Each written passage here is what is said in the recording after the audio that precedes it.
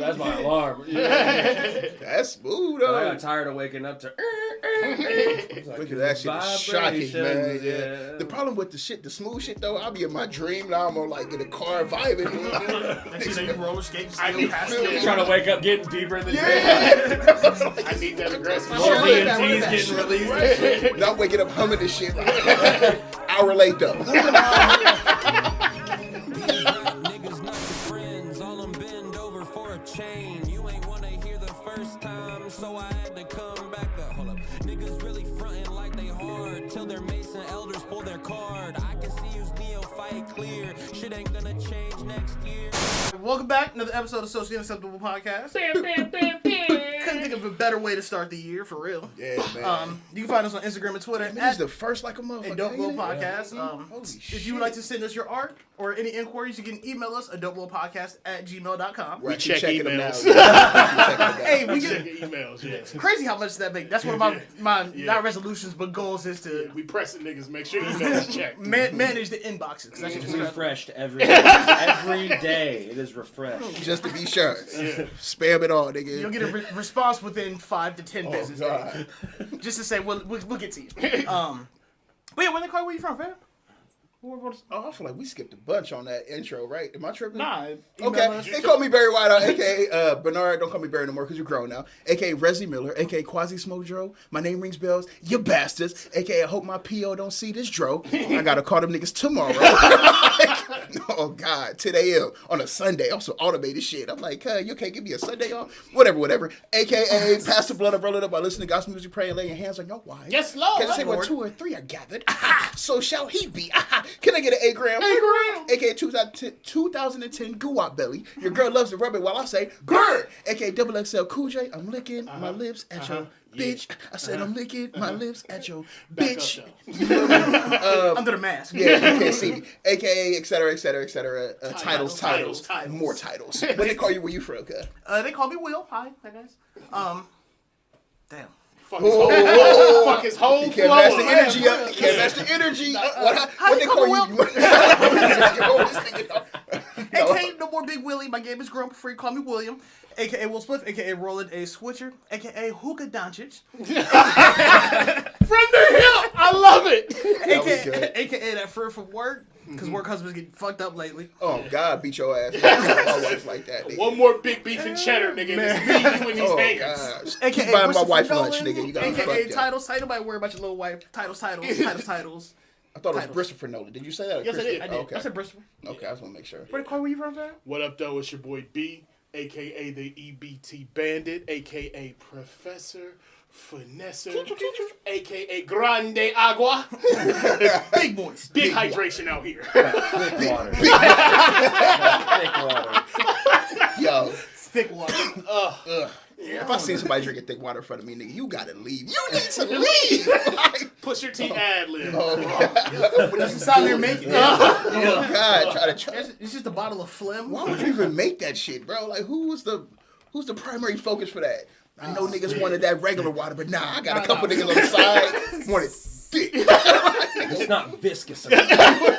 It needs ice. more viscosity. What the fuck is wrong with y'all? But yeah, we got a special guest in the studio. I wouldn't even say guest anymore, bro. One of the 4 friends. One of the 4 friends.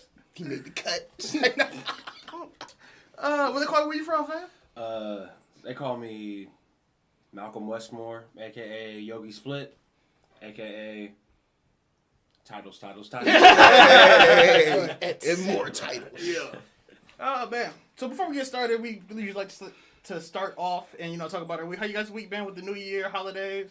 Yesterday with my ass, I ain't even gonna hold you. Yesterday beat the dog shit out of me, man. It was wild. So I woke up a little bit late, whatever. Forgot my card, my wallet at the crib. I had some gift cards on me that I got for Christmas. Get on me about that last Shut week? up. I got some gift cards that I got for Christmas. You're a grown-ass man. But it was like, my mom gave me 6 of them, so it looked like I'm scamming niggas. Going out places. Yeah, Shout out to my Dukes, I love you. That was good. But so yeah, I'm out there, I tried to swipe this shit somewhere. It was like, that'll work. So I had to go to my car, grab another one, try to swipe it. It was like, that'll work. I just left. That's like, I just got to leave, my nigga, at this point, man. Fuck this shit. Then I got to work, found out who I was supposed to be linking up with. Ended up going out of town, even though she ain't tell me. more whooping ass. Forgot my phone charger at work, at home, more whooping ass. Damn. It was just some bullshit yesterday, just a little petty shit, but you know, it's life. I got home, played some 2K by myself, lonely. Damn. Yes, I hope you left all that in 2021, my nigga. Yeah, yesterday whooped my ass for real, man. Life is crazy. Heard these kids crying up across the way. I'm like, turn my TV up. Block that shit out. Fuck them kids. You feel me? Fuck them kids. Oh God, it'll be alright. God. But yeah, how y'all week been, man? My week been cool. Saw the family and shit. With it being the end of the year, my family tends to get super reflective. So it's like assessing things from last year, moving forward to this year, what's gonna be different, what's the same, what worked, what didn't, type shit. Yeah, realize I need more confidence. Because I realize like a lot of my ideas are good, but like I don't vocalize them in a way to where I sound like I believe in it. Confident guesses, nigga. Right. So that's my main thing is like I've done the work, I'm good at what I do. I just say it with my chest a little more. Speak up. But that's pretty much my week. Good. Get that bitch ass in the punch. Yeah, for sure. I'm leaving that in 2020. Yeah, let that go. Oh my God. Let that go. I'm sick of that shit. Cause this nigga smart as fuck. Yeah. But he be like, oh, I think I kind of fuck that shit. Nigga, just come in there like, look, this is what we gonna do. Like I be getting in my own way, and I be setting myself up to get in my own way later.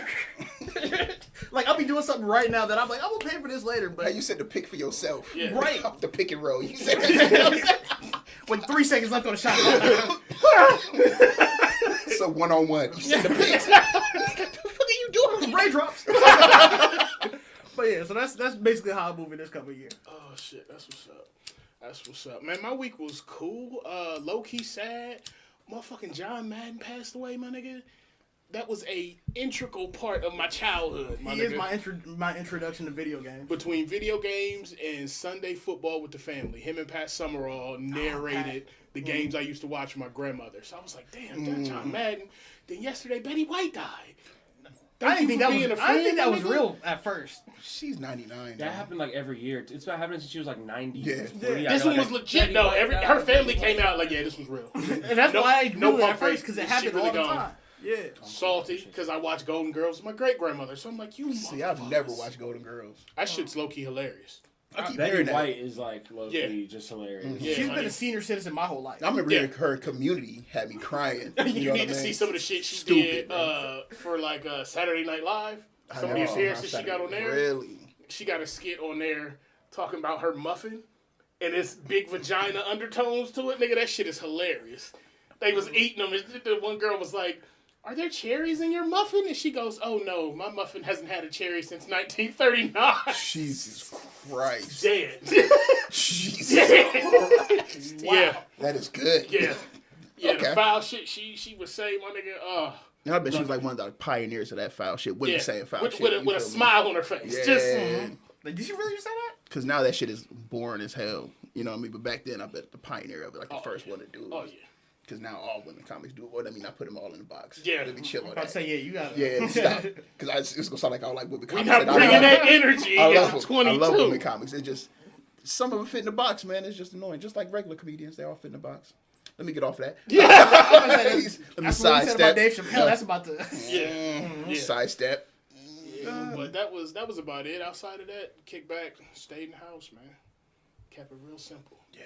It's the best thing to do. How was your week, fam? It was good. Just spent it with family. Like, my family's very sentimental as well. So just kicked it back with them for the holiday. They bought it's lit because my family, I feel like they're on some human, like, just like the mundane, like surface level shit.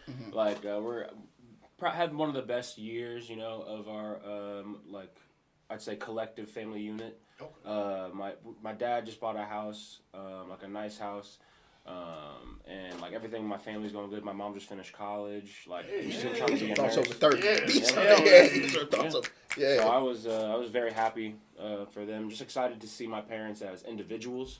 Like that was like a really cool thing, being able to see everyone in the family as like, yo, like we have this dynamic because of, you know, me being born in this unit and you know what I mean, being where you're at. But now I see you as an individual, and I was like not just my dad, but, you know, Jason, not just my mom. And not that I still call them by their, you know, still respect. I've never been the type to call my parents by their, you know, names, but definitely being able to see them take their own stride outside of trying to take care of us.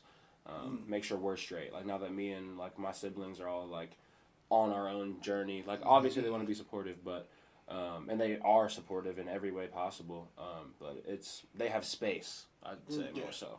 They have more space. So being able to see everyone stretch out a bit, like, was nice. And yeah, that's awesome. That's what's up. You said something that cracked me up a little bit. Like, for the longest, I introduced my mom as Mom because I didn't know her real name. Because in the house, she was Mom. Mommy. Even to this day, I still had trouble. Like, oh, no, this is Tanya. Yeah, this is my mom. Oh, yes, your real name here. Okay, sorry, didn't mean to swear. No, I and just... like mom, that's it's an energy too, just of parents. Like my mom, like was definitely like a mom for like any one of my friends who got deeper on it. You know, another dynamic. Yeah, so it's like for sure. They take on that energy. Like women really like, especially when even if that's a stride they're going for, or for whether it's a personality trait. But like my mom especially, it is one of her personality traits. But it's like just be supportive. That and, parental shit. It's real. Crazy. It's crazy. It is real, and it's crazy when you see like a group of them together. And like something happens, and they just all just spring into action, and you like, what the fuck? Just had that spidey sense. Yeah, just like going spidey tickle. The tickle. Yeah, something is going on right now. That's dope, though, man. That's fun. Yeah, no, good times. Excited. New chapters, man. Yeah, new chapters. That's how I look at New Year's every year. Just a time marker. Like, okay, reflect what we did, go forward. Yeah. More so, I think, because we're all in agreement. Like, this is the time that this happens. So because this happens at this time, things are going to work in this way. Like, we don't realize how much we create this. Like, as much as we're like, oh, the new year, new me, or whatever. It's like, no, you just give yourself an allotted space, and we all work through that. Like, trying to ascend to the next level. You know, do all the work we need to do. Factuals. Factual. So we're going to dive right into the project. We got any other questions? We can dive into the project. We can talk about some pop culture shit that's going on. I don't know if y'all care fuck about that. We did Lightweight, Betty White, and all that shit. So yeah, we off of that. We can dive into the project. Or can we set the stage for the project? Go ahead. Because I do have a question. Set the stage. No. So cause I think we've talked about it before, like off camera, but like it's been a while since we've actually sat down and done this. I think 2018, 2019. Was that when it happened? Yeah, like it was a while ago. It was I think Smiling Away. Yeah, Smiling Away. Yeah, Smiling Away. Produced by Kayla Reese. Shout out Kaylin. Yeah, because like I'm sitting there just looking at it, I'm like, damn, we feel like adults now. I feel like we done grew up a lot since we came. Yeah. And one of the things that like I was thinking about, I was wondering is, so when we interviewed you the first time, you were Yogi Split. Now we're talking to Malcom Westmoor. When did that change come about? It shifted. So I'll just give like the full story. I can be kind of long-winded, so I'll try not to tangent too much. But we good. Around June 2019. When all the protests and stuff were blowing back up. I mean, these protests go in cycles. So just the next cycle of protesting and everyone going out and raging against the machine. Me and a couple friends, like we went out to see the protest because I'd already protested before. So I knew it was about one of my mentor in college. He was like a big like he inspired sort of that aspect for me of like I guess revolutionary attitude, but he was actionable. Like it wasn't just like talking and tweeting. It was like he was known for what he did or what what I mean, how he organized people. So I was going there just to see what everyone was doing, knowing it was some bullshit. You know what I'm saying, but. Just going to see how everyone was feeling. That was a big thing I was thinking. I want to see what people down here, what's going on. Take it all in. And I was just seeing how much it was being manipulated, like just so clearly. Not only just people's emotions about just Black Lives Matter and all of these things, but the feeling like you're fighting, that feeling like you have control over these things, like through uprising and the way that we've seen uprises work. And while I get that, I was like immediately seeing I don't even know what the organization was called, but the main organization at the front of the protest, all their people, they were collaborating with the police. I remember your videos on that on Instagram. That's one of the last things I posted. Yeah, I remember that. And like, so I was just like Niggas trying to share, like, yo, these dudes are literally telling y'all that the police are gonna shoot you, and then telling you to go that way, and then when all of y'all walk away, they're sitting here going like, hey, we'll see you at the next checkpoint, right? Like they were literally, like, the police would literally just doing straight intimidation tactics. Like, they would pull up big Jeeps, like, pull up with the suits, and they were like, all right, well, we're gonna shoot y'all, like, with guns, like they're gonna shoot into a crowd of people with guns. Is that what's really about to happen in the middle of Columbus, Ohio? That's not gonna happen. That's not gonna happen. This is what we're at. So people, you know, but they don't, you know, who am I? You know what I'm saying? So I'm just some dude at the protest just like them. What would I possibly know? You know, so went back the second day, you know, and it was just on the front lines, like, you know, just see, because that's where you get the best view, you know? And luckily never got hit with, like, any of the wooden pellets, but, like, definitely saw them, like, thick-ass wooden pellets. But went there, and I was, like, feeling very frustrated and sort of just downtrodden, because it was, like, you couldn't talk to people at the protest, and you couldn't really, at the time, I didn't know what steps to take to change anything, you know what I mean, either, besides feeling like we needed to have this conversation amongst ourselves. And luckily, Keisha Soleil, shout out Keisha, there at the same time as this dynamic was going on, in this my studio over on 161, shout out Toon and Cam, I had a client, his name is LA, he was talking to me about just indigenous people, and just like how we are the original inhabitants of the Americas, and like the whole Native American thing, like those are really Europeans and Mongolian like fusions, like they're really Asians for real. And those are they only have been here, I feel like, since like the 1800s, but that process was going on up into like the late 1800s, if not later, if I'm not mistaken. But anyways, tangent. I was not hip to anything that I just said, you know, so I was just like, man, what are you talking about? Like, that's not true. Like, my mom, I was told that I was Native American. I'm part this, I'm part that. What are you talking about, man? Fuck that. And so, but whenever I'm like, feel like I'm either wrong or I'm hearing something that kind of rings true, but it's like, what the fuck up is up with this? And I am the type to just say what's on my mind. So like, I'd seen someone else on Instagram post like about us being indigenous and stuff. I'm like, what the fuck? What is this shit? And so like, I'm posting like, what are people talking about when they say this shit? I was like, is it true? Is it not true? It sounds wrong, but it, you know, what's up? And Keisha was like, she like kind of just G-checked me and was like, yo, that's completely true, and you should talk to Mansoor. Shout out to Mansoor, shout out to God, man. Got a lot of game that day.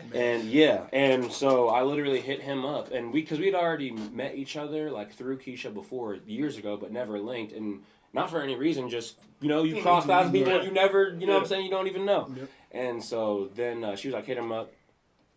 I hit him up. He came over to like this little small apartment that me, Cam, and Toon were staying in at the time. Like, my room was like about 3/4 the size of this room, and like there was 4 of us, like me and like 3 other people, and then he came in, sat down, like just on his knees for like 3 hours, and just built on, just like did nonstop, was just getting us hip to what the protesting not working because people being in the incorrect political status, and because you're in the political status, you don't even know you're a subject to these things. Like, he asked us, what's your nationality? Like, and what would y'all say your nationality is? Black, African American. Right, yeah. So and we were all, even when he asked us that, we're like, what are you talking about? And we looked up this form, the SF-181. It's an IRS form. It's the ethnicity and race form. And if you look at even like Native American, it says the original peoples of the Americas, or North, Central, and South America. I might have misquoted the exact countries on there, but every single one except for Black and Latino are connected to a country, and a nation of people with like treaties and like real things that like protect you. And black is people from black racial groups in Africa. So race is a social construct introduced by Europeans. So no one in Africa is going to call themselves a part of a racial group. They're a part of a nation of people or a tribe or of all these things. But because we feel like we're displaced, you know, and we were brought from Africa, our people don't really struggle with that concept. We more so defend it. But so I got hip to that among plenty of other things that I'm sure we will discuss. And I was just thinking about getting off Instagram at the time because like as soon as I got this information, I was like, yo, like, has anyone heard this shit? It's crazy. Like, nuts. I got all these books. I got all these, like, all this information, all these different, like, lecturers. Like, let's go in. Like, let's go. And people were like, man, you crazy. Like, why are you so mad? Over there, like everyone kept asking me, that was the biggest question was, like, why are you so mad? And, like, it was a couple of things, but more so it was, like, I'm just passionate. Like, I'm very excited about these things, like, because people think about the Illuminati and Freemasons and all this shit, but actually being able to contextualize what is happening to you and why, and put it like into a place where you can actually do something about it, and at least have some form of knowledge, not just like a bunch of hearsay or like fried conversations with people at the end of the night, where it's like, okay, now we're really talking about what I think about, like, so. We would meet like on Fridays, like every Friday, and we did that for like 3 months. Like formed a really, like I was always posting about, yo, come through on Fridays, and we formed a small little group. It only lasts for so long, but that would meet on knowledge and build. And I was just like, man, I was having a really hard time making music like at that time, because I was struggling with my identity, not only as an artist but just as a person, as a so-called black person. Struggling with, like, I've always wanted to put a message in my music, and feeling like I'd spent so much time not really saying anything. Like, not that and when I look back on my music, I was saying, you know what I mean, some stuff. I was talking about, you know, spiritual concepts that I like hadn't really studied, or I was talking about, you know, internal work, which is, you know, never a bad thing. Right. But I also, like, ever since I heard Good Kid, not Good Kid, Mad City. Was it Butterfly? Yes. Ever since I had heard that project, I was like, I want to put together music that, like, feels like it's coming from an educate, like that, like, even if it wasn't necessarily the concepts like Kendrick rapped about, just the beats itself sound like he's hitting at some place in our subconscious with this shit, which, of course, but that's something I wanted to do. I wanted to be able to recreate it, but like my main vessel is like rapping, like, and so it's like I want to lyrically like come from a place that's like, this man is looking at information that backs up what he's saying, like, and it's not only that, but it's he's trying to share it, and but I didn't know how to get there. And it took about 3 months of like not making music, feeling like just kind of blocked. I was still running sessions, but like even like some of my homies were like, "Are you still gonna make music?" I'm like, "Man, I don't know. I think so." And because the music industry's fucked too, so I was just like, "Man, I don't really know." And then I made shout out Astro. We were working on Astro. He and I actually like had a project pretty much done, like under Yogi Split. And I was just like, none of this shit is like hitting where it needs to be, and we linked up to like make the last song of the project, and I ended up making like the third song on this project, Westmoreland. That night, like he came through, he literally made the beat in like 20 minutes, like just like play the melody in, play the bass, and then he just like, whenever we would make music, JT always link, take a couple shots of tequila, like he will roll up and then like make a beat, we'll smoke, and then like he'll fall asleep, and then I'll write, and then he'll wake up and be like, "What do you got?" Yeah, that's dope though. Teamwork for real. He's so great to work with too. Like, he's come up as a producer. Come up as a producer, and like it's that DJ ear. Like you can trust that one. He's not lying to you, and he cares. That's really what I'll say. Is like JT cares about the quality. Like shout out all of the Starstruck, Keys, Jaleel, all of them. That's the sort of the character that he cares though. So in the studio, like he's that's why I love Keys' music is so dope too. Because like when you have not only a dope ass artist, but then another producer that's like, yo, let's go. You should do this. Push it. Like it can make for conflict, but then what comes out of that is like always much better than it would have been. So made that song, Westmoreland, and then I was like, okay, I think I can do this. And then I wanted to get back on Instagram. Like I always wanted to use like Malcolm is my like birth like given name, and I was always like I wanted to use it, but I knew like me and Malcolm Marshall like Malks. We went to high school together, and I was like, well, Malks is already kind of a lit name. Like I already sort of had like Yogi. I had gotten like a year or two before that, and like done the whole Yogi Split thing. So I'm like, whatever, I'm gonna rock with this, and it worked. It fit where I was at the time. And then Westmoreland is my grandmother's maiden name. So I wanted to like honor that, and too coming into information about the Moors. Then I'm like, oh, and then it's like vowels are interchangeable. It's like, what is this? You know what I'm saying? What is this? So Malcolm Westmoor. Yeah. So it's like really truly birthed from, like to sum that all up, like it's all birthed from trying to walk into some more light and honor like my past, whether that is like my upbringing or my past selves, my past incarnations, my family, all of those things. Yeah. I like it. It's like establishing who you are. Yeah. So once you do that, then you can then step foot in this journey that you were talking about. And as you were discussing it, like you wanted to make music that had a message and you could really pick up on it, and in listening to the project that definitely comes across. So yeah, I like it. And too, like I didn't look at it as like killing Yogi Split. Like Yogi Split still exists, like just as much. It's just like a different mask that we put on, right? So that's still my production. Like I also have production credits and stuff under Yogi Split, and like I still engineer as Yogi Split. Most of my social interactions are still as Yogi. People ask me all the time if I care. I'm like, I don't give a... You don't know how much I don't give a fuck about the name. We'll be talking. I'm like, oh yeah, we got Yogi. Oh wait, no, Malcolm. Yeah, we'll correct each other. I don't like Malcolm. Like in text. Like I do not care. Like I do not. It's at all. Like as long as just don't call me bitch ass nigga. You know what I'm saying? Like anything else, like we'll be cool. That's what's up. Yeah. That is what's up. So, as you can see, the homies took copious notes in diving into the project. Again, email us at ADopeLilPodcast@gmail.com. Yeah. I'm gonna throw it off. Hold on, because we haven't even talked about his library or anything yet. You know what I mean? There's just so much. Yeah, I want to dive into that before we get into that. You know what I'm saying? No, I wanted to chat with you.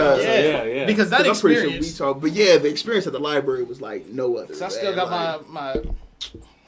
See, I don't know what happened to mine, man. I could have sworn it got lost in the laundry or something like it. That. It happens. You know what I'm saying? It's an ebb and flow. Like if anything, you'll have that experience. Be like, next time I grab a stone, I'm really gonna. Or two, sometimes like they're meant to be away. You had that stone, maybe. You worked through that energy, like, and you know what I'm saying, and you didn't. You had it for you're on to something else. Like maybe working with that stone was gonna inhibit you. Like it's there's no right or wrong with this shit. I just keep on my car because that's where I spend most of my like personal time. See, and I read somewhere, put it on the windowsill to recharge it with this full moon. I was like, bet, say let's did that. I never put it in my pocket.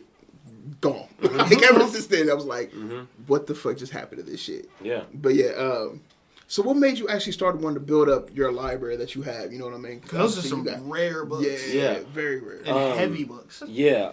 So really, honestly, shout out to Mansour again. When he came and built with us, he brought he brought like a little box like about this big, like one of those little cardboard boxes you get like Aldi's, like when you're putting your groceries in your car.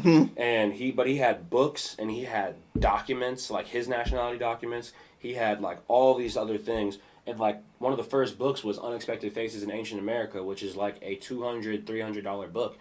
And I, a book I had never heard of. I didn't know shit about it, And he had Golden Age of the Moor, which is just like, you can either one of those books, you can read a page and it's like, holy shit, it was niggas in America for thousands, if depending on what you're reading, millions of years. Like, so it's like these cultures, like just being able to see yourself in that, and then it's like from there to here, you've been here. Like you may have traveled around, but yeah, so that's what, like, one of the big inspirations was just, like, wanting to have books that create that moment, like, for anyone who, like, comes in. And if not, like, a lot of the books that I get are from, like, lecturers. Like, they'll talk about, like shout out Bobby Hemmett, A Seat of the Duke of Tears, Brother Panic, Dr. Phil Valentine. They will list hella books, like, and so all you got to do is go get them, and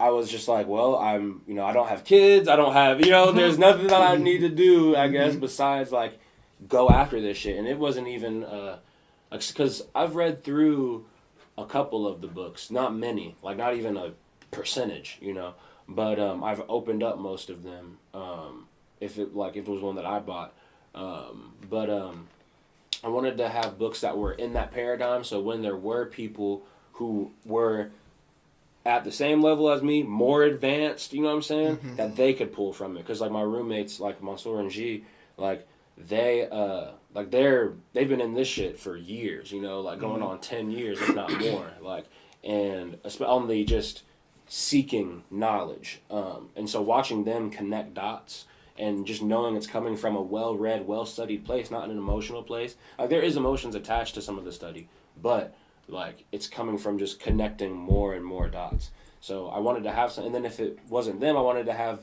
something for beginners who, like, you know what I mean? If you don't know anything, here you go. Like, this'll fuck you up. Like, that was literally our experience when we went, like. Yeah, in the best way, though. And then, two, you can read it, and then have a conversation. Like, that's the moment that always excites me. Like, is, like, even when someone is, because it's really what changed me, right? Like, was, what the fuck? This sounds wrong. This is crazy. Like, oh, you got some resources? Let me look at it. Oh, shit. Okay, bet. Like, guess I was wrong. Let's move forward, like, from here. And being able to, in only the early part of my journey, being able to be equipped with, like, a group of people that can help build up and support that. Shout out my homie Soto, too. Because he was, like, when we lived together before, he had hella books.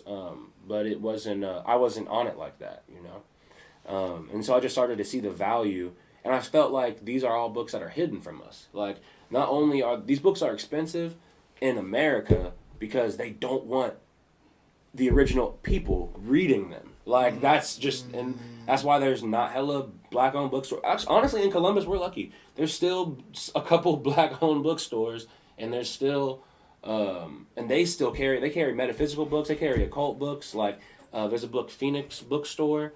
That's not a black-owned bookstore, but they're awesome in there too. And so, in between that and Amazon, I just wanted to be able to provide answers for myself for when I was ready, because a lot of that stuff, that's what it's for, is like, I'm not there yet, like, but I'm gonna get the resource now, because they burned libraries, like, for a reason, like, and that's one of the, whatever you want to call them, that's one of their biggest moves, is we're gonna get in there, infiltrate the temples, we gonna take some of this sacred shit, and then we gonna burn this shit to the ground, like, right now.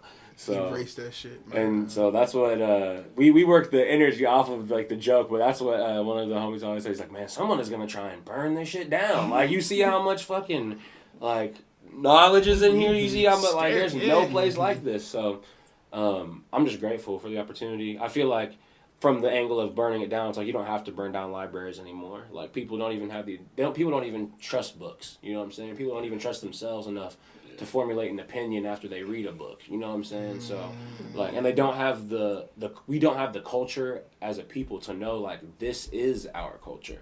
Like, education, like, existed because we inherently lost something and had to reteach it, and we were the first teachers of this shit, of this knowledge of self.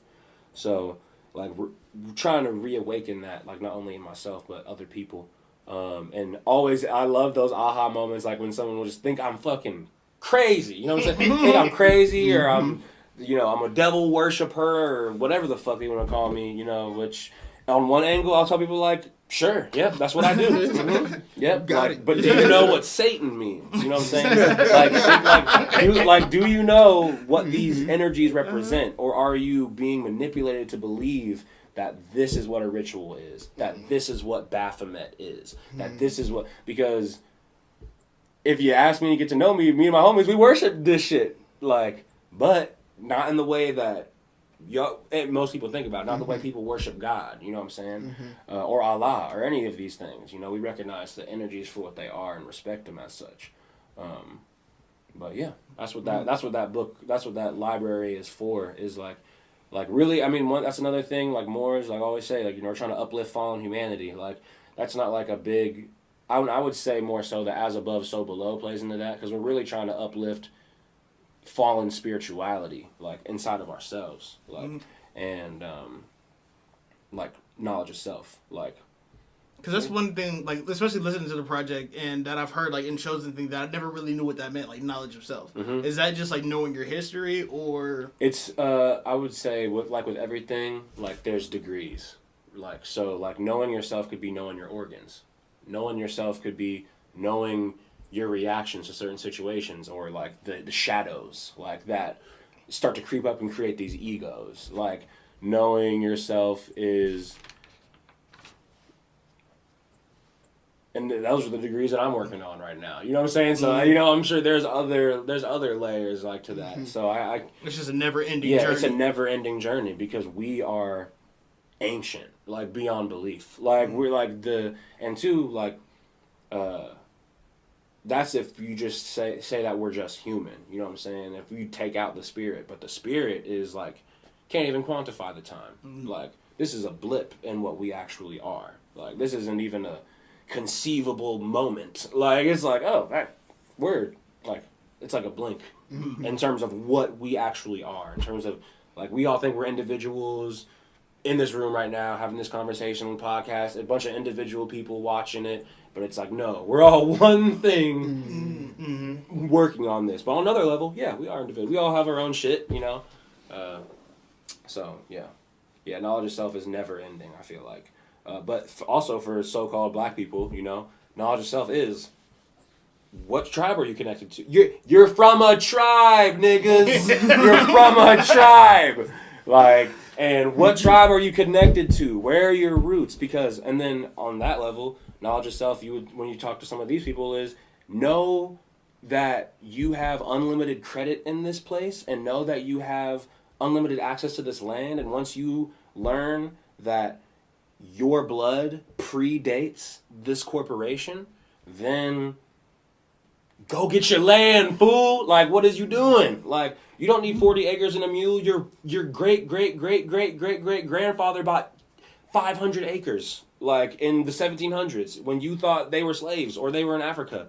Like, but we gotta... So there's people that do that work. Shout out Johnny Aborigine, like, for connecting tribes and helping people get their genealogy. But, like, just start talking to your family. Like, will really... Like, the older people in your family. And trying to find out if they're not going to conceal some of it. Because that's the other thing, too. Our people, we conceal it. Like... I talk about on the project, but, like, our biggest enemy is not the white man, it's ourselves. Like, it's people who look like us, it's members in our family who withhold, like, information, that would uplift us. And it's, sometimes it's, like, work that that person has to do. Sometimes it's an organization that person is a part of. And it's much more sublime than we give it credit for. Like, it's just... it's right in front of our noses, like, but we don't ever take a look there. So, Yeah. Sorry, I'm just taking it all in. Yeah, I'm still. No, you know, Yeah. it's all. Because I can feel that on all the songs. Honestly, like you said, it's a journey. You know what I mean? Even the hero's journey. I feel like I can't do it for you. It's just what you preaching. You know what I mean? It's like you got to figure this out yourself, man. Like you from a tribe, nigga. Like you got to go get this information, bro. Like I'm on. And I didn't even know there was this information that I needed to get. Yeah. And that's one thing. So if we want to transition into the project, yeah, that's fine. One of my favorite things about this project is that it's still, like we were talking before, I was like, yo, the first half of this project is like his Instagram stories. It's like it's banging with information. Yep. Like just over the head. All this shit, yeah. But then like the second half, like you said, it was the journey, but it was also you explaining to us that you're still working at it. Yeah, you're still working at it. There's still that self accountability piece to it. Like I felt like it felt like really complete, like a real journey. Like you're still uncovering the pieces, like you're figuring it out. Even the what was the song you were talking about? You're not gonna let your trauma define you. Shadow work. Even if that, just like you're figuring out, like, okay, this is shit into the past. I need to leave it there. That way I can work on me as a person where I'm at right now. That's, you know what I mean. So yeah, like you said, the second half is just like it's just all work on yourself. You know what I mean. I feel like your music has always been like that. Because even with Smile and Wave, it was very solution oriented. It was like, okay, this is what we're dealing with. You just need to handle all of your emotions. Type of. And that got them saying like, okay, yeah, we identified a problem in this project. These are ways that I've done it, and this is what I struggle with. And I feel like that's why I was able to connect with it. Like, there's a couple songs on there that I just had to stop and just like sit afterwards. Yeah. It was the hold on, I don't even want to get that name Shadow work wrong. was for sure. Shadow work was one, but it was I ran that shit back. Man, Hold Me Back. Jesus. Hold Me Back had me riding up here in silence like afterwards because I'm just like, holy shit. So I guess just as a quick overview, so like, what was your objective with this project specifically, like, and how do you? Yeah, we'll just go with that. Yeah. Honestly, so to rewind back to that period where I made Westmoreland, like after that I just started making music, like, and it took time to get that process rolling and feeling comfortable with this new paradigm, with this new talking about things I've never talked about, like wanting to be informed on what I'm talking about.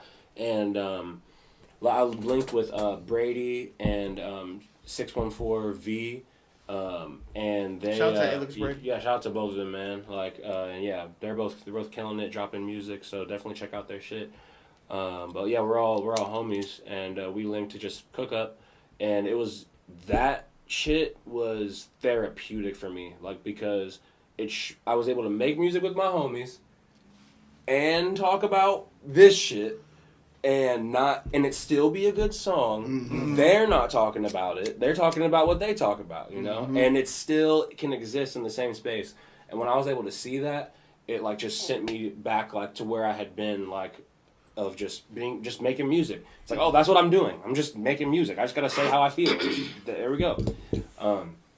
And so I was just recording hella music, always posting snippets, always, you know, cooking up. I love sharing music with people, like, in an intimate setting. So, like, if I'm ever with, like, a friend or people, I'm always like, yo, you trying to hear this song? Like, I'm trying to show it to you. I'm trying to share. That's what we heard Westmoreland. Yeah. And I'm so glad that made the album, too. Even the Smile and Wave session was intimate as fuck. You know what I mean? It was at the crib. It was only, like, 15, 20 people in there. It was a small room session event. You know what I mean? Like, yeah, it was... Yeah, so I understand. Yeah, intimate. Yeah, it feels different when it's like that. Yeah, it's a whole different. Yeah, especially when people start to like focus their energy on it, because then it's like everyone, like, you can feel the perspective like just shifting and changing. That's why listening parties were like my favorite events. To yes, go to. Same to go to and throw. Like I like those more than shows almost. Like just listening. Yeah, you can really see the energy of the artist that's there. Like really see what they're trying to go for within that. And you can also tell like they're looking at you, trying to see what vibe they're getting. You know what I mean? It's just a whole. They're fun. They're fun. So and making more music, people just kept telling me like, "You gonna drop a project? Like, you gonna drop a project? What you gonna do? You gonna drop a project?" And I had always thought about dropping Take 2, like just even like as Yogi Split, because I felt like Take was a very, it was like my most successful project. I'm pretty sure, and like it definitely like left. It was like my imprint that was like, okay, he's stamped now. Like he dropped this project, good production, good rapping, like, yeah, for sure, he's one. And I was doing hella shows at that time too, so like that increased like a lot of momentum for it as well.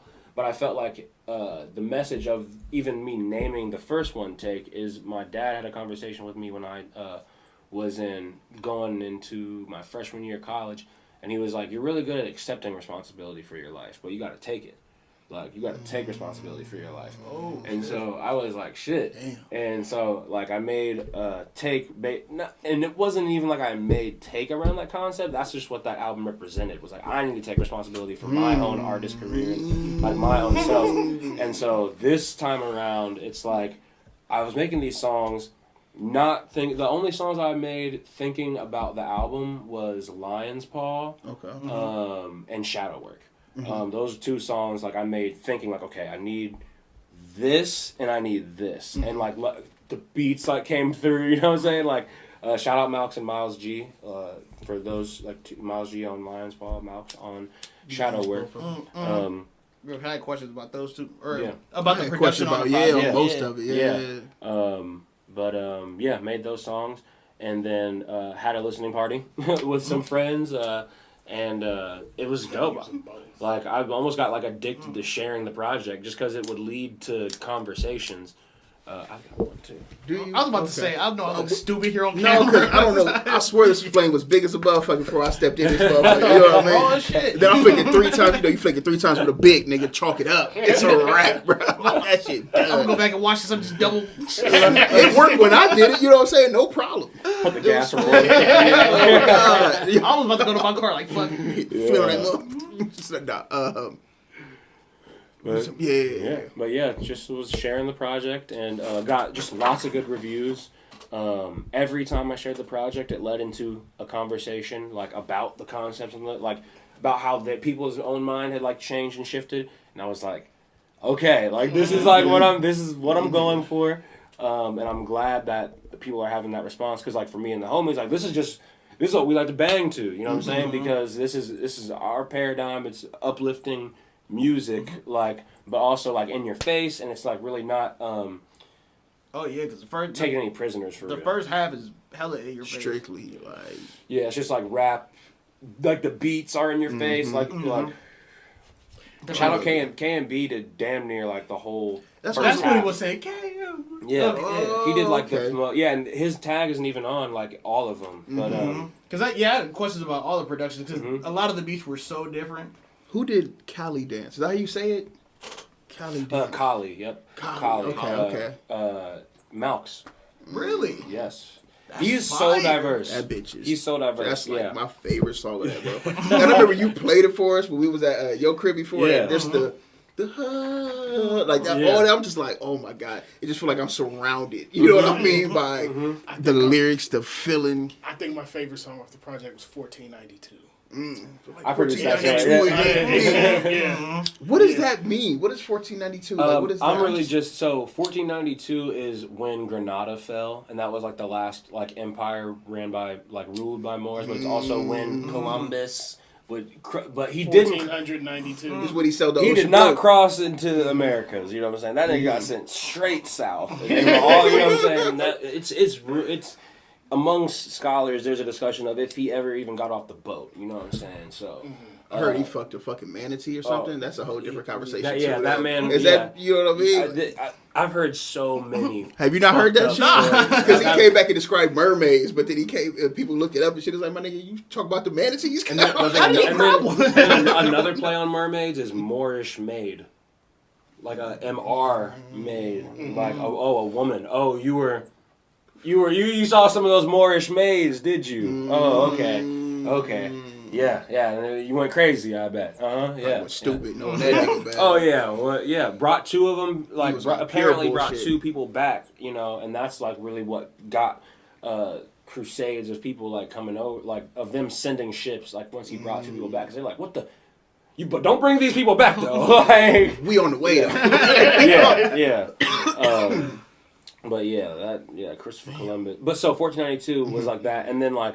So I start off saying it looks like 1492 because it's like this is when we're rising. In 1492 we fell, but it's like this is looking like a time for something to fall. You know what I'm saying? And then I say 1492 BC, like at the end, because it's like, this is some ancient shit. Like, it looks like, it just looks like a whole bunch of Moors around this bitch. Like, you know what I'm saying? And that's like really what, that's dope. it's like, it was supposed to be like a Moorish anthem. You know what I mean? Just like, we on the rise again. We on the rise again. Like, yeah, it's happening right now. Like, That's my favorite line out of that song was, you watch them set your house on fire and then applaud when they put the fire out. I said, oh shit. See, I thought that song was about banking. Talk that talk. It's look. about baking. I thought that was about banking and financials. I was listening like, as I don't black know people in general, you let them put you in a compromised position, and then you applaud when they throw you scraps to get you out of that compromised position somewhere. That they start. Yeah, you know what I'm saying? So that's why I was just like, oh, okay. We applaud for talk that putting shit. Yeah.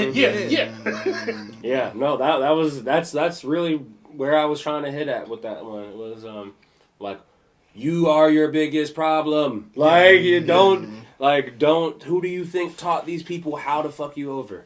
And that's what it felt like the first, especially Asian information, like just even starting off with. That like, came in like, I can't go. Like, bro, I'm not going, my nigga. Yeah. You know what I mean? It's like the information's there, bro. Like you have, it's at your fingertips. You can literally get all of it. You know what I mean? It's like, but y'all not even trying. but that's what. And the line that got me, and that's on the Age of Information, he said that, and I'm just paraphrasing, because I just started writing shit down that, like, real hit me. They're not your friends, they're just demons, on an esoteric level reflecting what you're feeling. Yeah, what's that mean? Can you tell me what that means? Yeah. I don't know what it means, I just know I feel something when I heard it. Yes. So that is a nod to just, once again, as above, so below. So it's like these aspects of these like the artists in the music industry that are these demons, are like, whether it's an energy, like a dark energy, like whether it's sacrificial, whether it's violent, whether it's drugs, whether it's the pursuit of money and greed. It's the idea that those are energies inside of you. The artist that you hate the most represents an aspect of you that you need to work on, because it's on an esoteric level reflecting what you're releasing. So it's like you are in the process of releasing these things, but you don't even understand how much that is you. You don't even understand how much the music that you listen to is you, like, because you're programming your mind, one, like, and two, we're all reflections of each other. Like, just like LJ said, on the last episode, it's just like we're all reflections. So it's like we like to think that these things are, I would never do that. I would never. Yes, you would. You know what I'm saying? And you have the capability to. Like, if you were put in a certain circumstance, like, or if you would die, you know what I'm saying? But those would be your two choices, right? So, that's what that is like leaning to. Like, and even when you get into the idea of demons, like, demons really are just spirits, energies, like, and they're things that, like, all these dark people, while on one hand, yeah, they did some fucked up foul shit, like, in terms of like rituals, like Aleister Crowley and like these people, what they were trying to do was something that we as melanated people can do intuitively, but like we don't know it and we don't recognize these things as reflections, like, so we get caught up in the rituals and shit, like, and yeah, that's a whole, the ritual is a whole nother thing. But yeah, they just reflect what we're releasing. On another note, because they're really planting these black messiahs. So it's like, on one hand, yeah, these niggas represent some shit inside you that you need to work on. On another hand, these people were intentionally placed here to uproot you, like, and not in a good way, like, whether it was Malcolm X, Martin Luther King, Elijah Muhammad, all these people, while they did some stuff for our people, these niggas were put in front of us, like, by the TV, by the government, and given a platform. Not to say that we don't appreciate the works, you know what I'm saying? But also, what were the works, them, Marcus Garvey, like, so. That's why as Moors we love Noble Drew Ali. Did you just call Marcus Garvey a bitch ass nigga like last week? On Instagram, am I tripping? I feel like I mean, like that. I can't even talk about celebrities anymore because I just be going back in history and like see like there's this dude on YouTube, UBTV. He's doing pretty much like a TV series just on YouTube on the Boule, which is like the black bourgeois Freemasonic like society, and like LeBron James, Bill Cosby, all these niggas are Boule, you know, and he UBTV, he created like a National Geographic like level in terms of production build on all of these people, and he spent like damn near an episode, like he spent one whole episode dedicated to Marcus Garvey, but even the episode before that, like half of it was like, yo, this man was not for you, like at all, like the whole Pan-Africanism shit like was on purpose, like yeah. It was W.E.B. Du Bois. Yep. Oh, that's what I said. That's what I said. Yeah. No, I have no problem with it. Yeah, because it's be like Marcus Garvey showed some stuff in terms of organization, and he tried, you know. But yeah, no, W.E.B. Du Bois is fucking black bourgeois bitch ass. You know what I'm saying? Like, and I know, but and the other thing too is why I say this shit is because it cracks me up. Yeah, it's funny as hell. Because I just can't imagine like people reading this shit like, what the, what? Like. Honestly, like, that was my reaction. Yeah, I'm just like, like these are, I thought he was with that. Like, no, these are not your people, nigga. Fuck that nigga. He was talking about something like frats or something. He was like, I'm not saying y'all are bitch ass niggas. Y'all cool, whoop. W.E.B. Du Bois. I was like, what's wrong with this nigga? I started typing shit in. Like, what do you do? Yeah, like, yeah. You know? No, I heavily recommend going and watching. I mean, because just study. Because for some people, I feel like it's hard to. We're like I say in the song, we're in the age of information. We're in the age where this shit is right here. So rather, not saying you shouldn't go and read. You should go and read. You should go and formulate your own opinions. But also, there are people who have studied this shit and that can put it together in a way that can make you connect a lot of dots like much quicker. And that's what I need help with. And then they give you a starting point to then go formulate your own square. Right. Like so, like UBTV. Really killed it with that segment on the Boule. Because Boule is a conversation that, you know, it's like a no-brainer for a lot of people. And so, like, inside our paradigm, like, it's just like, yeah, of course. I mean, fuck these niggas, right? But, like, when you really see a well put together, like, from not even necessarily the beginning, but, like, within our generations and the people who impacted our parents and the people before them, like, oh, this shit was still at play back then. They were trying to fuck with us back then. Like, none of this shit happening now is new. No, yeah, there's nothing like there's nothing new, like at all. So, yeah, that's why I be like every now and then just be like, man, fuck those niggas. Like, and if you that shit is hilarious. Down with that shit, fuck you. Like, you know what I'm saying? And I can like, imagine like the DMs and shit you get based off of them. Like, you shouldn't say that. Well, like, shit like that. It used to happen a lot more, but I think people have, because I've even been open about like, yo, I am passionate about this shit for this reason. I'm passionate because I want to help, and I also want to find my, like, you know, find more people that want to build too, because I've gained so much insight from other people that even if they're just looking at the same thing as me, just how they interpret it, like, unlock something for me, because we are all each other, you know what I'm saying? So and that's one thing I definitely moved through. So like, and it also pushes away people like that don't even have, like, I'm more likely to get in a conversation with someone that even if they feel some type of way or disagree with what I'm saying, if they are really about it, then we might do this for a little bit, but then it goes somewhere. Like whether, because I'm always down to be like, oh, I was wrong, or oh, okay, bet, word, what'd you say? Okay, cool. And when people realize that, it's like, oh, this dude just isn't screaming on a page. Like, it's like, oh, it's not just ego, it's not just pride. Because that's what be beating niggas' ass more than anything else, is that ego and that pride. Yes. You know I've had people tell me, like, yo, he's real aggressive. Yeah, like, no, bro. But no, it just... Like he said, he's willing to accept this passion. I'm on a mission. I'm a man on a mission. You know what I'm saying? Like you say, you're willing to accept new things and say, oh, no, I was wrong, which is huge. Yeah. Man, you know what I mean? Yeah, honestly, I love the presentation, because sometimes I need to be talked to like that for me to really pay attention. To really get the message through. Because I know it's coming from a real place. Honestly, if I had a teacher that talked like that, I would ace everything. Because like, I believe in you. You know what I'm saying? That's the other thing too. Like because I give a fuck, and that's one thing I need to work on. But because that's ego too. But it's like I really do feel that a lot of people just haven't heard a lot of this shit, and even if they've heard bits and pieces, like being able to like I feel like and that's where the ego really comes in, is like this character, this Malcom Westmoor, you know, one thing that I can do is make this information available and then have a conversation about it. And I'm like, well, if I keep doing that, then more things will happen. It doesn't matter how much I joke on it or like people don't get it, you know, because even the other day, like I think I literally the day before that posted about like, yo, you could ask me any questions. I don't care if you even ask me if I'm a devil worshiper or whatever. I don't give a shit. Just hit me, like whatever.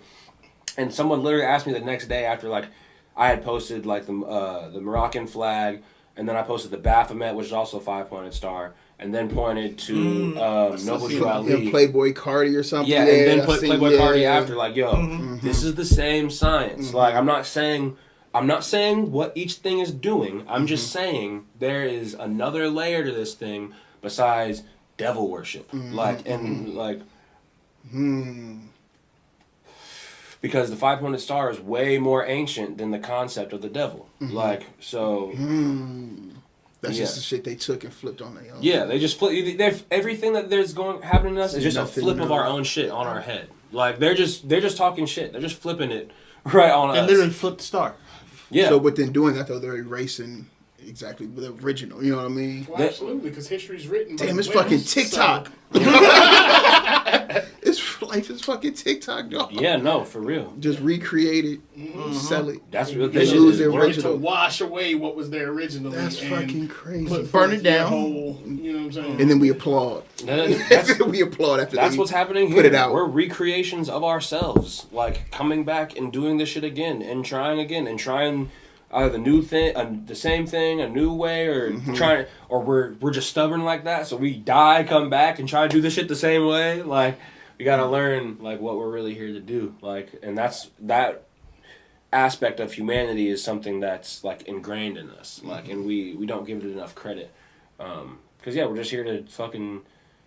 I can't say necessarily what we're here to do, but it feels as if we're just here to go back. Like, even the more you study, the more historians, people who are considered smart, all they've done is gone backwards, like, and read things in time.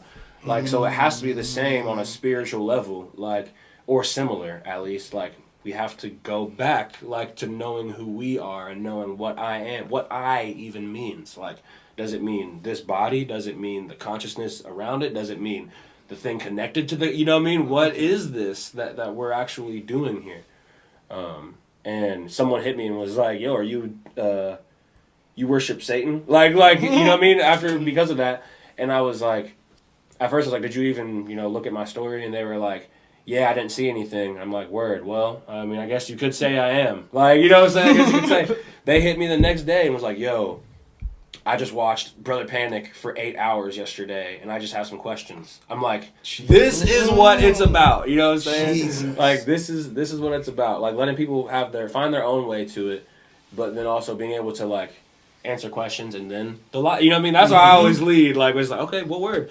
We got this library. You know what I'm saying? If you want to come connect some of these dots, watching that shit do for that. 8 hours got to be like taking a red pill in the Matrix. Oh. You know what I mean? Like, Oh no, I got addicted to watching lectures for like a period of months. Like, especially I fuck with Brother Panic because he has that same like aggressive tone, just like not give a fuck. You know what I'm saying? Like, and because on one level, like, even especially when you read his book, he deeply cares about the condition of black people on a humanity level. But on another level, he's like, nigga, I don't give a fuck. Y'all need to do this shit, and you can do it. You need to do it because you can do it, and because it's inside you, and there's nothing that I can do that you can't do.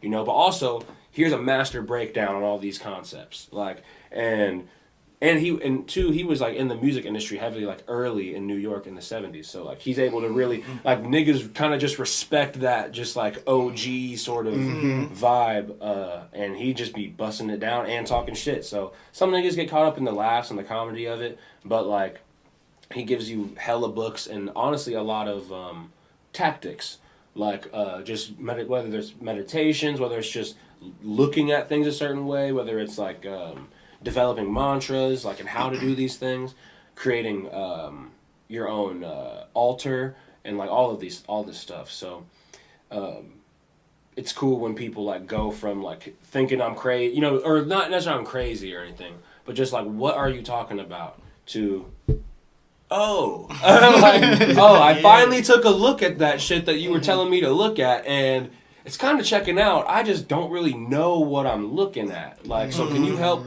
format it a bit? And it's like, yes, like most definitely. Because information like that can be overwhelming real fast. So overwhelming. Yeah, so overwhelming. Because like after we went to the library, after just being in the energy and space of all of that knowledge, like I just felt different the next couple of days afterwards. Just like I felt like I just needed to decompress spiritually. Like it was an amazing feeling. Yeah. No, it was a lot. I still think I've been abducted by aliens, dog. There's too many signs in that book, man. That let me like, yo, that's me. Man, what else, man? I think that it all comes together, again, tying it back to this project, because you dropped a lot of jewels. Nice. You put a lot of information that's digestible, or if nothing else, it'll spark curiosity and get people to start digging and doing the research and going to see shit, on top of some well-placed aggression and some bars, because I believe it's on, I forget what song it is, I'm blanking right now I gotta look it up and see, but I think it's Cali Dance, yes, where you say the only time I see the American flags when I look for a place to wipe my feet, and the nigga inside of me love that on a like yes like just my spirit, I heard it was like yeah, cause fuck that. And then I was like, where did this even come from? Why am I like this? Yeah, it's that subconscious part of us. Yeah. That's like, yo, fuck this shit. But how? You know what I'm saying? But how?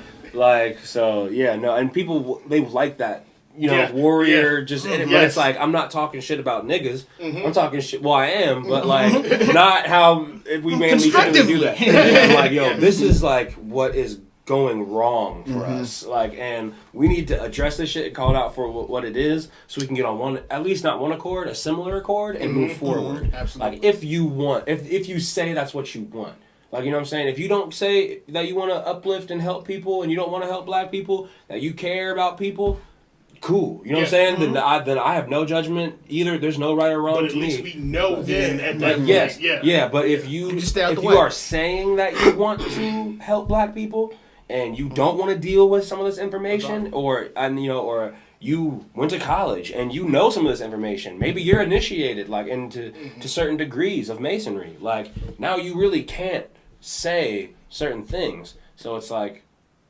well, I didn't take an oath, so I'm gonna tell niggas what the fuck is going on, so we can figure it out, and at least, so y'all can start to figure it out and hop on mission, and then we can actually help ourselves. So I had a question, because diving into this album, there were terms that I didn't know, and so like, what is masonry for those who may not? Masonry, put simply, is like the tools to build the workshop of the mind. Like, that's what like masonry is, and I'm glad you asked like what's masonry, not Freemasonry, because that was a follow-up. Yes, good word. Nice. Came upon today. So yeah, masonry is really just the ancient science that we were talking about earlier with like the whole knowledge of self, just being able to respect and understand that what this experience is, more so than anything, what this human experience is, and putting it into a degree system to build people from like one. I haven't been on my masonry studies as much as of late, and so I can't even say where it originated from. I just know it's our science. You know what I'm saying? It's just ancient. Like, because who's to say what the first organization was, or the first, Masonic organization was? It's probably the first group of people, like, that are on one accord trying to do something. Like, and so, yeah, tools to build the workshop of the mind. Like, there is masonry, like, where you literally build buildings, but then once again, what are you doing as a mason? So, that's masonry. Yeah. So what is Freemasonry, and why is it fuck them?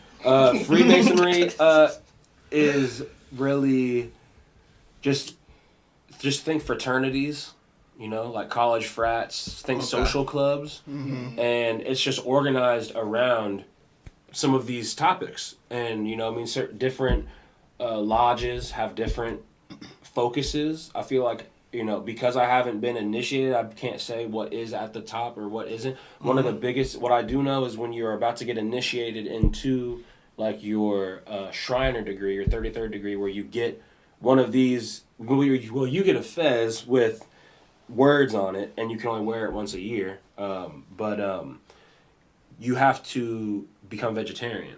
Like, I think, did you have one of those a while back? A little while back, yeah. I think it's been over a year. Because I think I remember I seen when you first had it, or at least when I first seen it on Instagram. Yeah, it's been a little while. Well, a little while, and not long at all. No, I'm cool. I appreciate it. Couple, I would say a little. I think we went to Chicago to get, because I went to Chicago to get this, and it was early last year, so like almost a year. And it's called a fez. Well, it's called a tarbouche. Tarbouche. Yes. It's commonly referred to as the Fez, because Fez is the capital city of Morocco. But this wasn't only in Morocco. So it was all over the place, all over the world. It's one world culture. So yeah, I'm not sure. I can't remember. Oh, Freemasonry. So yeah, and one of the other secrets is they just hide knowledge. You know what I'm saying? And you have to be initiated and like know someone else is initiated to even talk about the things that y'all talk about. But that's why it's interesting too, because for me, I'm walking around wearing what they consider one of their symbols, and then it's like, oh well, I'm a Moor, and then it's like anyone who knows, they know. Like yesterday at my job, this dude. They asked me, they're like, what are you, I like your headdress, hat, whatever. And I was like, it's not a hat, it's a tarbouche, typically called a fez. And they're like, well, why do you wear it? And I'm like, well, I'm a Moor. And it was a group of like 11 old, white people. And they were like, one of the dudes was like, oh, you're a Moor. And he was like, oh, really? And I'm like, yeah. And then as they and that was all I said at first. Then as we're getting more drinks, like I'm like, he was really fucking with me. And he was like, yeah, if you go to Spain, all the architecture in there, that's all the Moors. He's like, the Moors have such a big influence on, like, I know this, but I'm like, I'm just like, I like listening. He's excited to be able to share it with you. And it's funny too, because it's like, he knows, you know what I'm saying? But do you think he's going around telling people like, hey, yo, our server, he's of the people that built all those nice ass castles and shit, and any so-called black person, yeah, that's the Moors. Like, no. Because he didn't even ask, like, he never asked me if I was from Morocco, because he knew.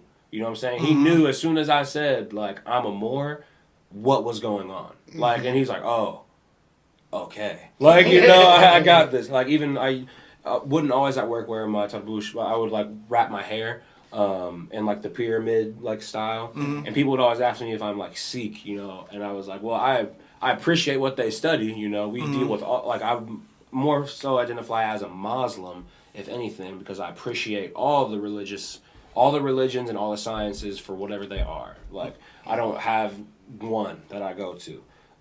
And because it's all the same. So what would I look like identifying?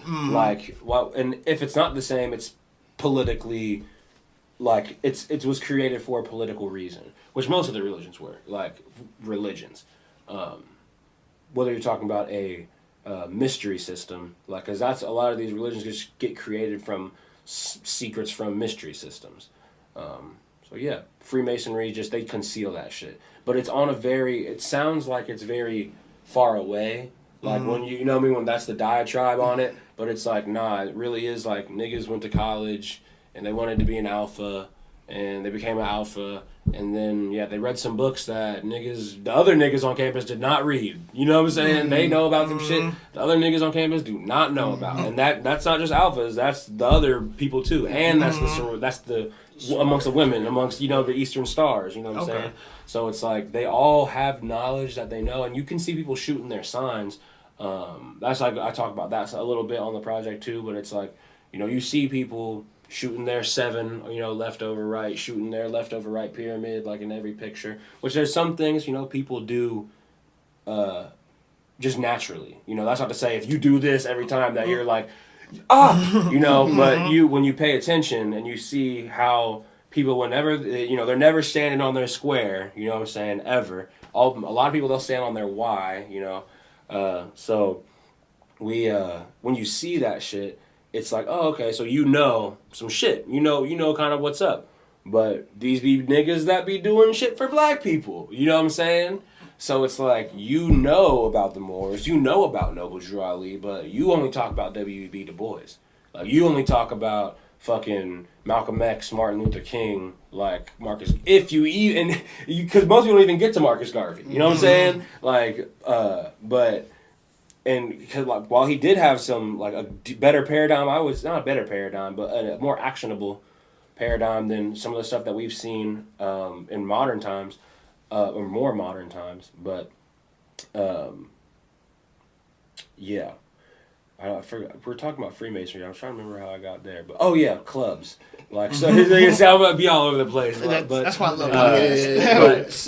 But the orders, we just don't tell each other. Like, they just don't, and it be our people. Like, that's where I be hitting back at the album. Is like, it's not the white man it's not only him who's not telling you who you are. It's your people, and it's always that was the first iteration of this shit. Like, so don't get it confused. Like, more people than not. Well, I would say I can't gauge the percentage, but there's a fair amount of people who do come into some knowledge and do know, and there's some people who are just dumb, deaf, and blind. You know what I'm saying?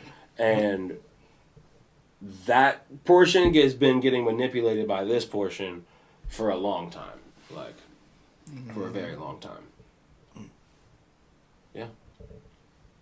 I got a question when you said, refuse to preach heaven to something post-rapture.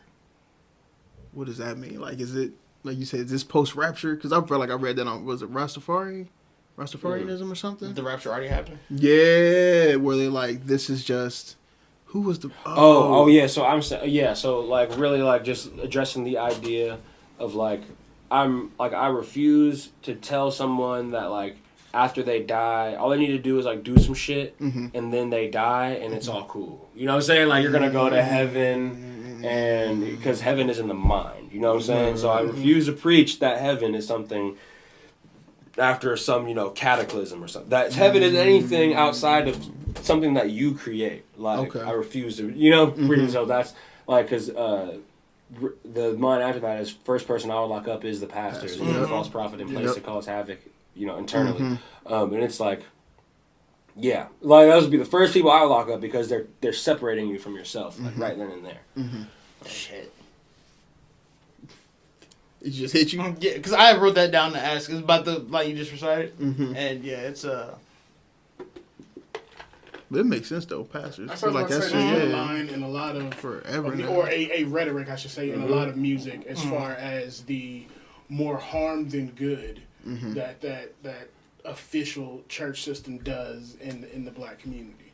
So, and it's just crazy being raised to think that that's the, I don't know, what's the word I'm looking for? The purest place, the holiest of holies, the place that would never do that. That's the only thing that's ever been, that can ever be considered perfect. Yeah, and that's where so many people get messed up, and in my opinion, they get jaded, because you were born and raised to put these individuals on a pedestal, but then you see them out here being flawed like everybody else, and it fucks up your sense of what they were talking about, and then you start to question shit, and then for a lot of people, they just abandon it altogether, because the person that they were looking to, you know, guide them in that ain't shit either. So. But then they also don't have anything else. So, like, you know what I'm saying? So that when you get older, then you end up going back to religion. You end up going back to Christianity. You end up going back to the church, because you didn't take time developing your own square. So you're like, well, maybe there was something to that. All right, I'm gonna go to church. I love church. I love pastors, because like I've been seeing that a lot of most people, like you know, in our age group, you know, of just like coming back, being like, oh, I found God, I found Allah. You know what I'm saying? And this isn't to even talk bad about anyone's own, what they need to do in their path, because I can't say that they're right or wrong. I'm just saying that people end up going back to institutions that end up misleading them. Yes, like the because they didn't have familiarity that anywhere. they had, since it was, ingrained from jump. Yeah. So they may step away from it, but They then don't come back. Yeah. Yeah, and maybe they needed. Maybe a lot of people need that to go back and again see it up. But also too, maybe people need to spend this whole time under that mundane veil, and that's not. I can't say it's right or wrong. Like I can't, especially if people feel as if they're gaining something from it because it's in their mind. It's just they don't realize. A lot of people. Not even a lot of people. A lot of us in general, we just don't realize how often we leave ourselves open to manipulation, and like how we almost just are like even just like waking up and getting on your phone, like as a first something I struggle with, like but getting on your phone, scrolling, you're immediately allowing all these things to manipulate your mind, like before you even took a chance to formulate a thought, like it was. Now your whole day is like based on some shit. Fight video this homie sent me. Yeah, like or like just like scrolling or seeing some shit like that's stupid or seeing some shit you just don't need to see. But now you are forming a reaction to that. That comes now. You're like, oh, I'm having a bad day. No, you're not having a bad day, nigga. You woke up and put the wrong fuel in the tank, like, and you're experiencing that now. Like, yeah. Damn. Hey. I need to delete a whole bunch of pages. I've been telling you this. I've literally been telling you. Hard, man. It's hard to It's a drug, though. Yeah, no, it really is. It's like it's that instant gratification. It's that self, like, ooh, yeah. You know what I'm saying? Like, ooh, yeah. That's. Like, yeah, no, that's. But especially too on social media, what they're just trying to push that on us. You know what I'm saying? So hard, like they're trying to. I'm assuming we're talking about like the over sexualization like of like women on Instagram, like or just anything. All that. You can talk I watch all types of shit on Instagram. Desensitization of people losing their lives and how after so long you're just numb to it and you just or fat people making unhealthy choices, Well, chugging thick water. If I saw that out in public, I'd still be like, ugh.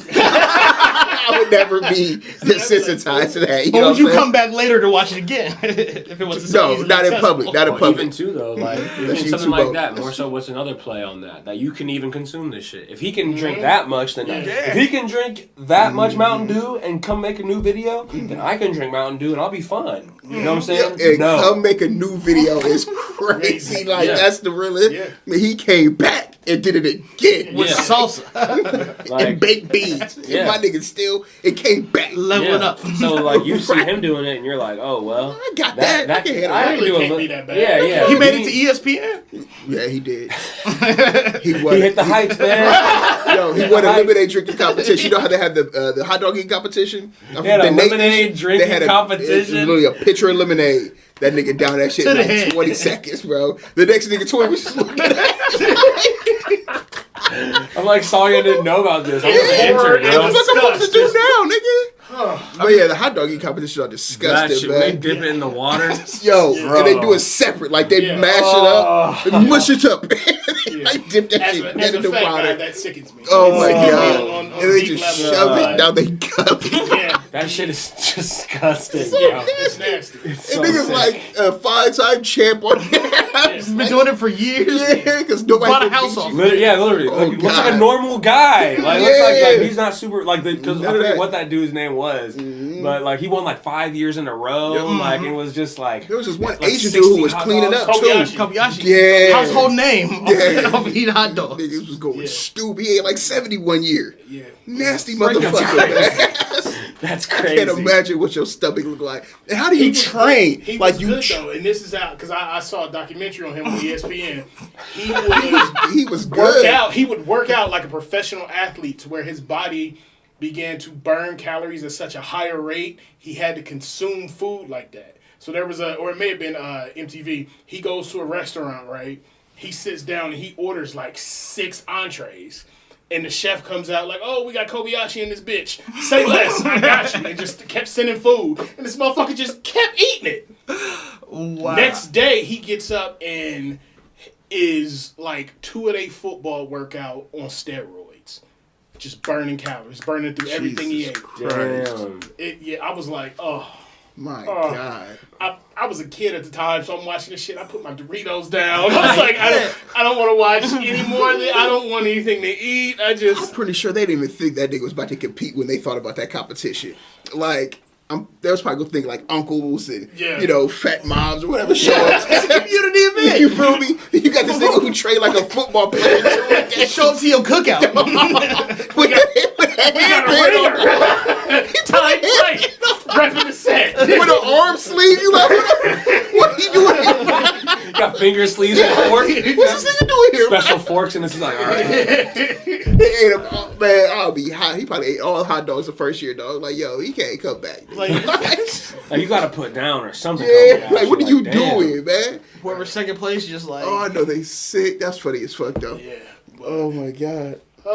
Like you were saying, it's the conditioning though. Yeah. And from a psychological level, and being familiar with how easy it is to condition people, and it's not even like, oh, we have to show you something crazy or whatever. We just have to show you the same image at a similar time each time, and then we're gonna stop. And when we stop, you then inherently crave that image because you're so used to seeing it. Yep. Brother Panic says symbols, repetition, trauma. Yep. That's how you program the subconscious mind. Yep. And that's what happens to us. We get programmed. We get programmed through all these things we've been talking about. TV, even school, jail, the police, the government. Yeah. We get programmed through all this. Then we have symbols. Like that's just a whole nother conversation.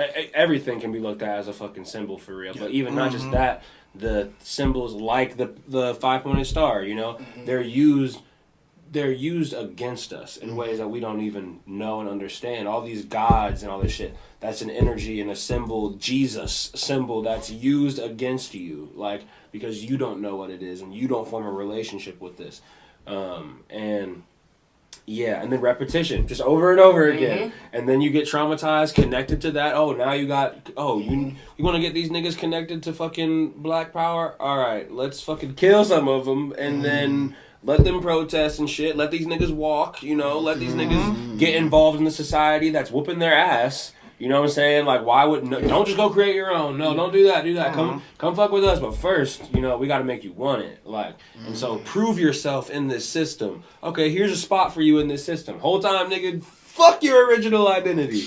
Like, you aren't even thinking about who you are, who you were. You're just trying to not get your ass beat. Like, you're just trying to have that, not be that symbol. You're trying to be fucking Bill Cosby, what is it, Mr. Huxtable? Yeah. Trying to be fucking Mr. Huxtable. You know what I'm saying? Like, thinking that you're doing some shit. Yeah. Whole time that was a play. Like, whole time that was a play on your mind. Like, making you think that that's what success is. Like, being some college-educated person, like, not to say that getting education isn't good, but who's teaching you? Like, what kind of conversations are you not allowed to have? Like, because that doesn't sound like education to me. That sounds like manipulation. Like, and yeah, there might be fucking hello jobs around, so it makes people feel like they have purpose, but you're just in survival mode. Yeah, it keeps you on the wagon wheel. So that way you're not thinking for yourself and you're not thinking freely. You're thinking what you were taught to think. Yes. So. And how you were taught to think, too.